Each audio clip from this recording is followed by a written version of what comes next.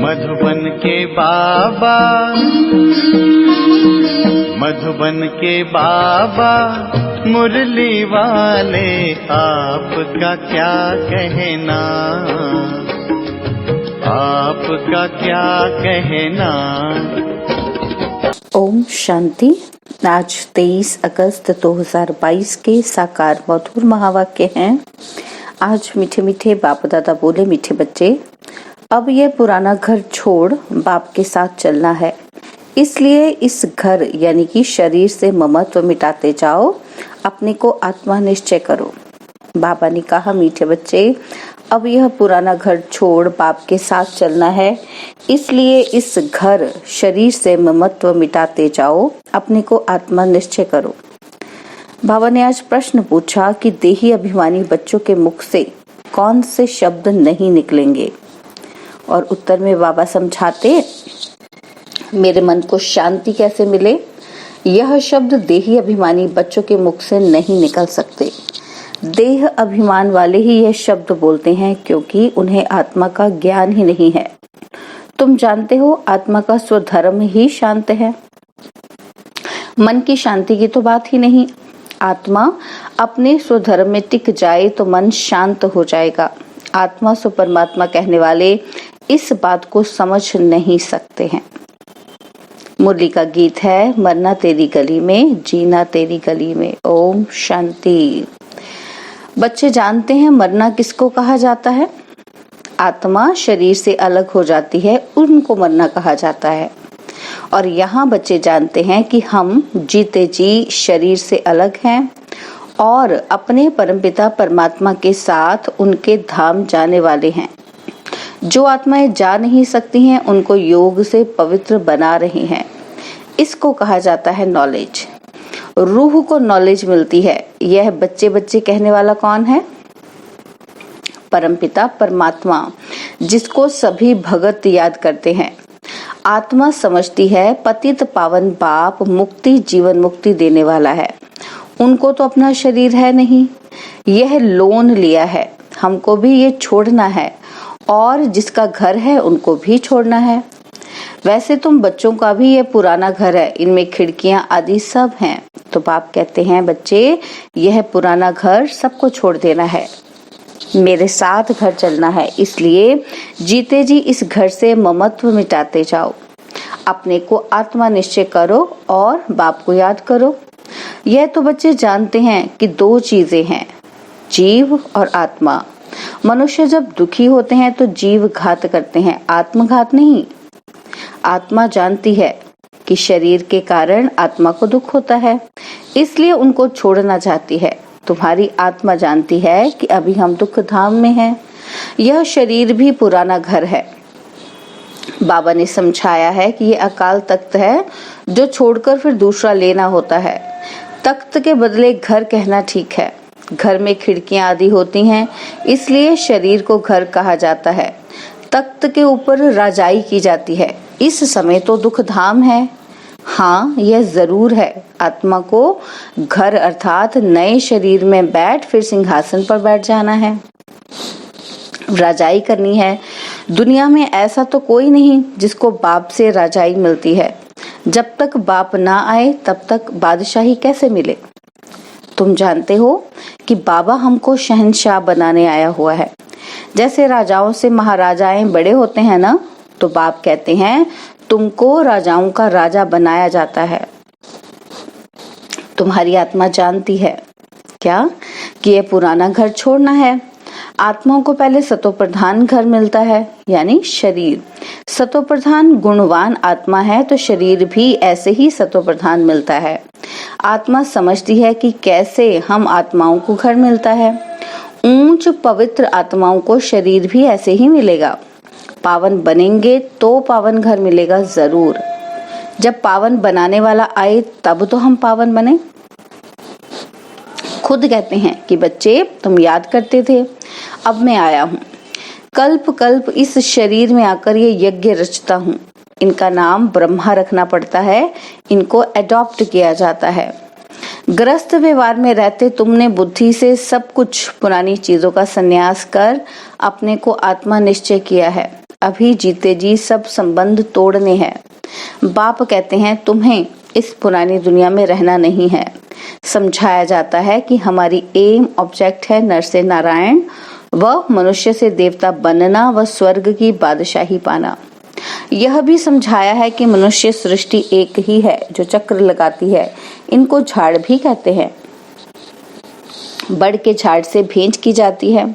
उनकी आयु बहुत बड़ी होती है। यह झाड़ जब नया है तब हम देवताएं ही रहते हैं। अभी तो पुराना हो गया है। इसमें सब गरीब हैं, पाई पैसे का व्यापार करते हैं।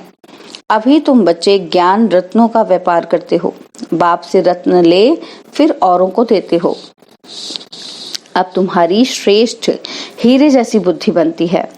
तुम्हारा व्यापार ही है ज्ञान रत्नों का। ज्ञान रत्नों के बाद फिर वह रत्न भी तुमको अथाह मिलते हैं। गाया हुआ भी है कि सागर हीरे ज्वारों की थाली ले तुम्हारे आगे भेंट रखते हैं। तुम अब पढ़ाई और पढ़ाने वाले को जान गए हो।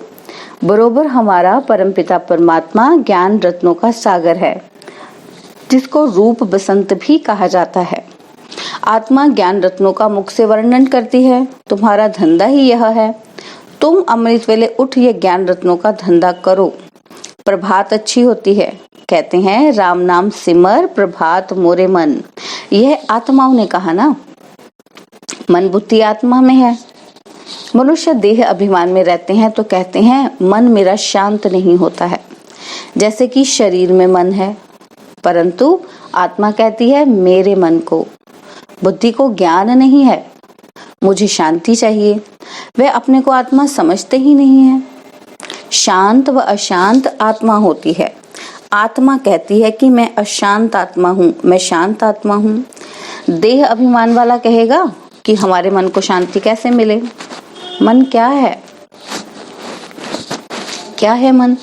वह भी समझते नहीं है। आत्मा को शांति मिलती है वह आत्मा के मन को। बाबा कहते पता ही नहीं चलता। पहले तो आत्मा को जानना पड़े। आत्मा का स्वधर्म शांत है। यह शरीर तुम्हारे ऑर्गन्स है, चाहे काम लो, चाहे स्वधर्म में टिको।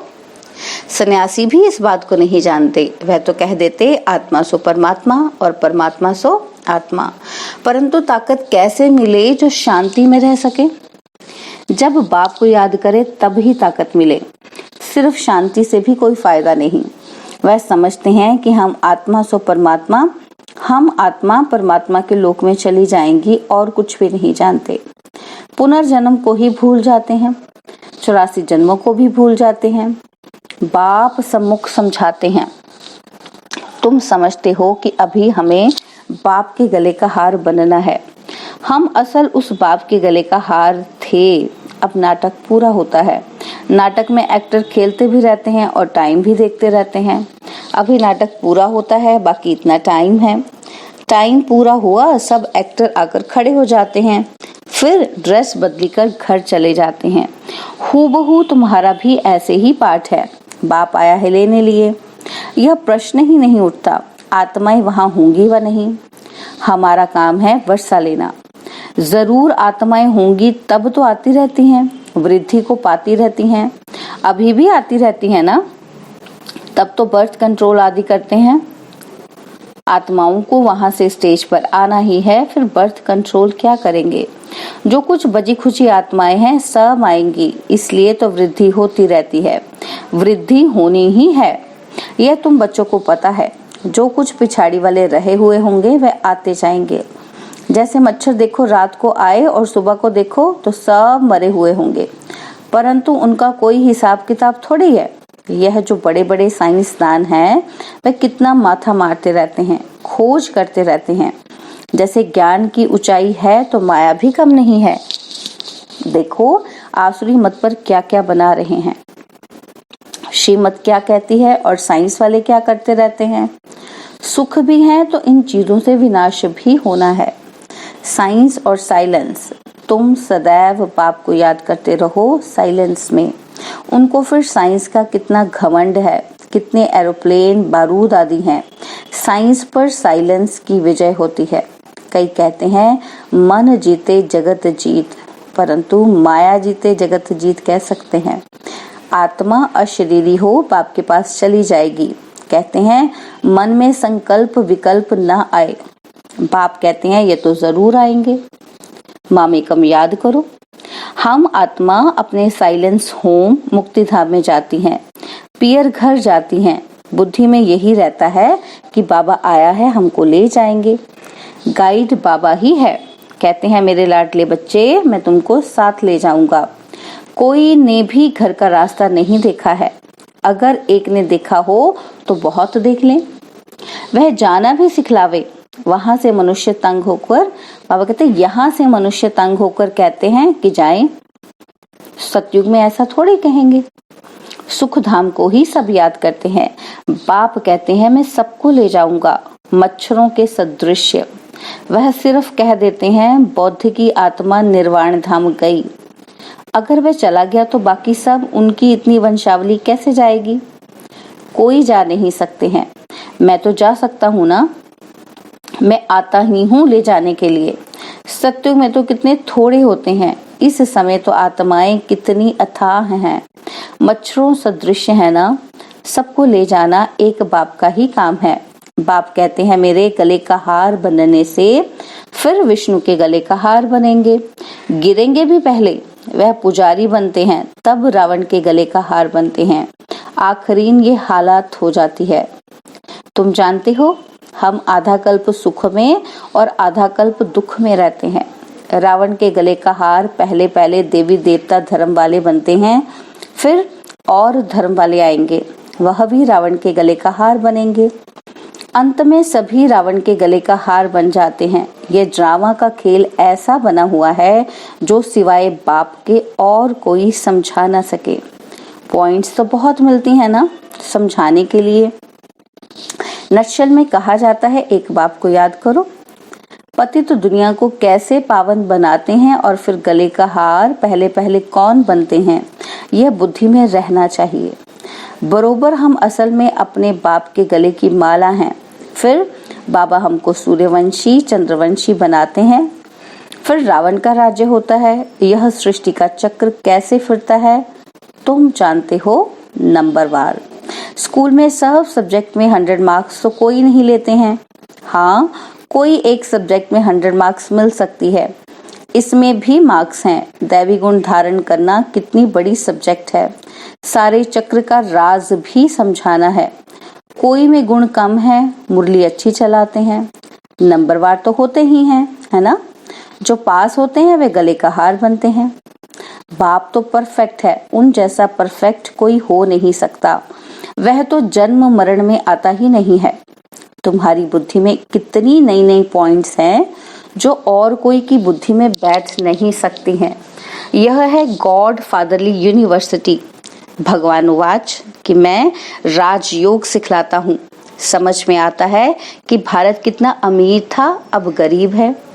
प्राचीन भारत बड़ा साहूकार था, उनको पैराडाइज कहते हैं। घर में कोई अच्छे कुल के होते हैं, गरीब बन जाते हैं तो उन पर तरस पड़ता है। कहेंगे बेचारा कितना गिर गया, फिर उनको चढ़ाने की कोशिश करते हैं। क्रिश्चियन लोगों ने भारत के पैसे बहुत लिए हैं, उस धन से खुद साहूकार बने हैं। भारत गरीब हो गया है तो फिर मदद भी देंगे ना, लोन के हिसाब से मदद देते हैं। तुम जानते हो क्या क्या हिसाब किताब है। कोई अच्छे हैं तो वह समझते हैं ये सब लेन देन का हिसाब खत्म होता है, परंतु प्रेरक कौन है ये कोई नहीं समझते। इन बातों को अभी तुम समझते हो। भारत रिलीजियस था तो कितनी माइट थी, सारे विश्व के मालिक थे। पहला धर्म देवी देवता है जो बाप स्थापन करते हैं। अब सबसे गिरा हुआ है तो जरूर उनको मदद करेंगे। जब लड़ाई शुरू होगी तो खुद लड़ते भी रहेंगे, मदद भी करते रहेंगे। अब भी देखो देते रहते हैं, नहीं तो भारत भूख मर जाए, भूखा से मर जाए। परंतु कभी ऐसे हुआ नहीं है। कैलेमिटीज भी आती रहेंगी। लड़ाई तब लगेगी जब पढ़ाई पूरी हो जाए। अभी तो पढ़ाई चल रही है ना। बाबा को पढ़ाना है। ब्रह्मा द्वारा आदि सनातन देवी देवता धर्म की स्थापना हो रही है।